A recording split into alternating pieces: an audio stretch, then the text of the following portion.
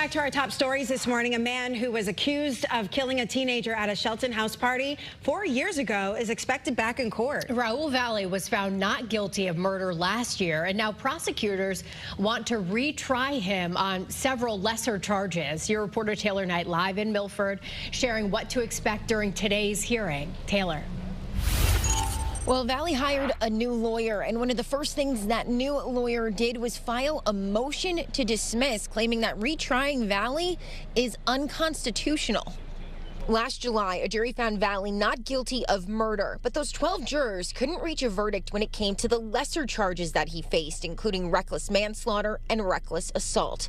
Now, Valley has filed a motion to dismiss those charges, saying the state failed to prove that he was not acting in self-defense at the time of the stabbing.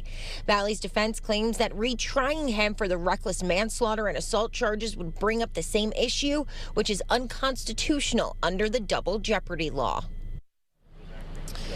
The defense is also arguing that Valley was 16 at the time of the stabbing and has now been under prosecution for nearly 4 years.